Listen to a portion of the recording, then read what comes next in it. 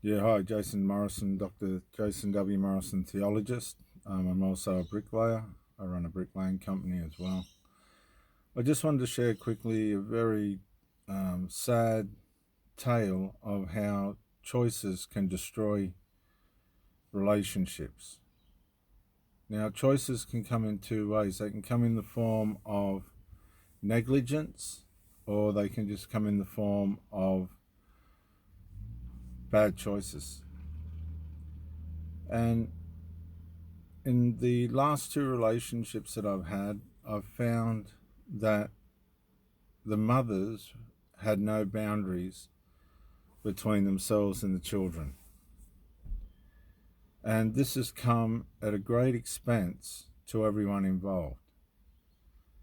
The first thing I want to say to everybody is you must understand that single mothers are not single.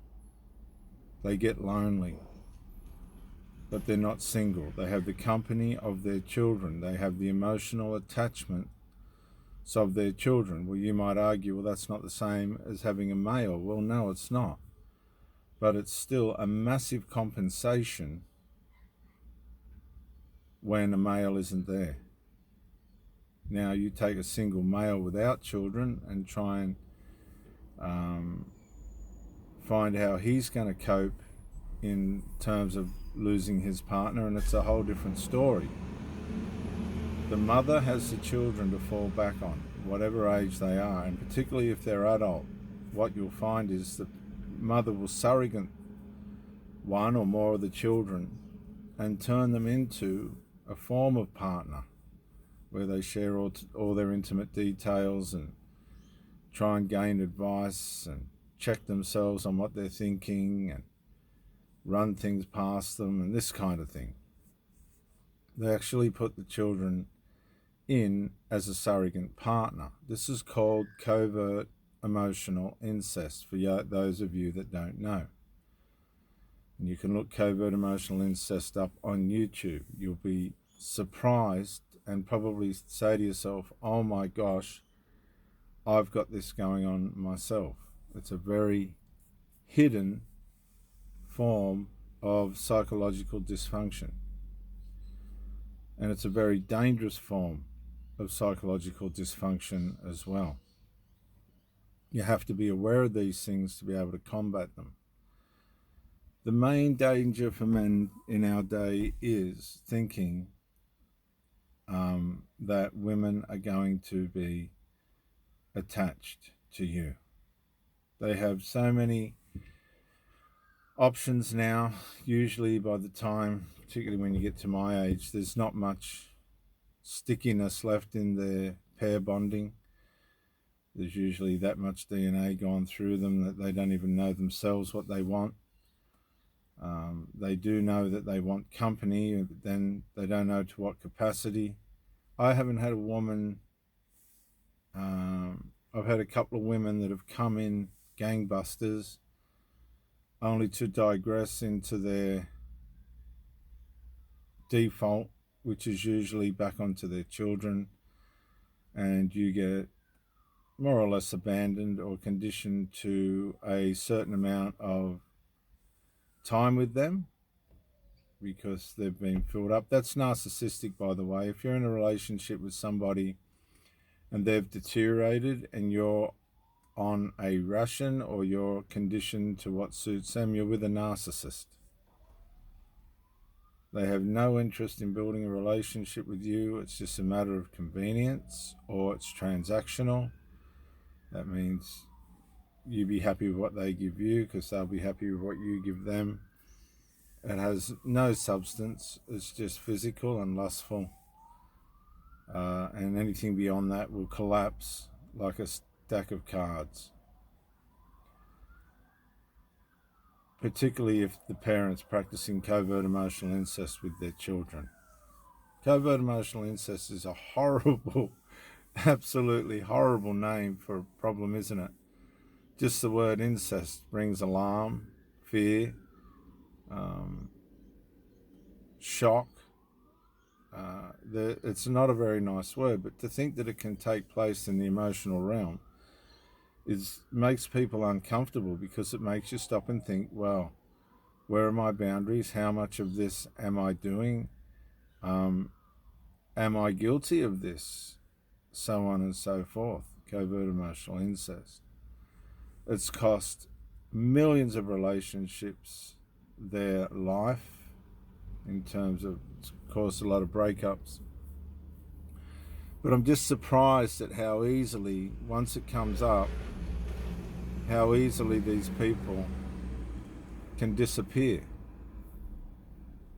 And the reason for that is, particularly women, they go maternal. And once a woman goes maternal, you've got no chance. She'll try, but she'll fail, because her maternal values are going to be much greater than her instinctual need for a man.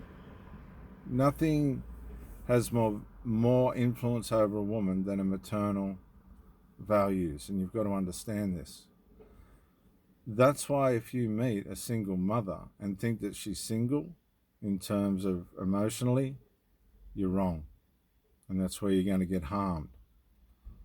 Because if you need to bring some kind of discipline in, or some kind of adjustment, and it's relative to her children, or some kind of interference, or something outside the relationship, or maybe even inside the relationship, where you've had to pull her up on something, like she's not now decided not to give you as much time, she's become comfortable, she's not as interested. These are all common things today that you've got to predict. They're predictable. They actually are predictable. They're not things that are unpredictable. And for me, I get a little bit confused, because I hear men saying, oh, she wouldn't go, she wanted to stay. I haven't found that. I actually haven't found that. I've found that for me in my life, they start well, they fill themselves up,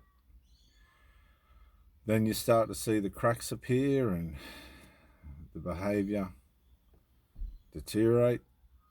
Then you start to see the presence, her presence, deteriorate.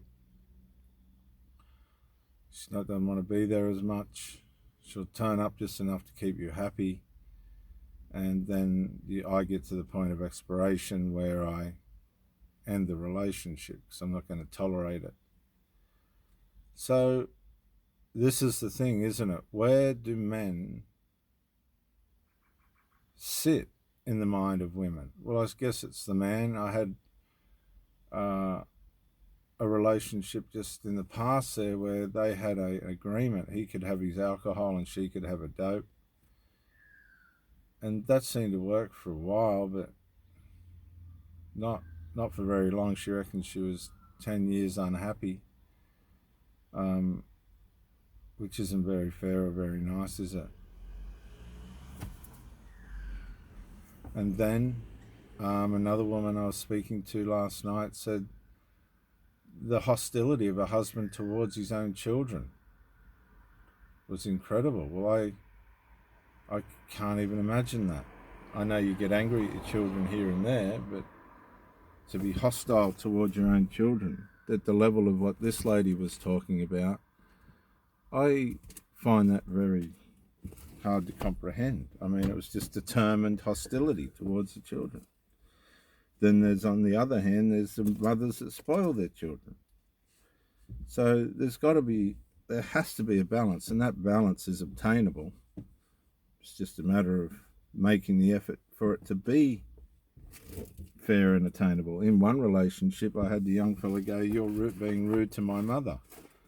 I never done anything to his mother, but that was his way of simping in front of his mother to make her lose her attention towards me and put it towards him. There's all different kinds of manipulation and interferences, and they're relentless and they won't stop. And you have to be aware, and you have to be prepared to pay the price. I don't think you should tolerate disrespect. I think everything's negotiable, but if it's just intolerable, then you need to really make some serious decisions and let things go. It's hard. When you're in a relationship, everything comes at a cost. Everything that you lose will come at an emotional cost.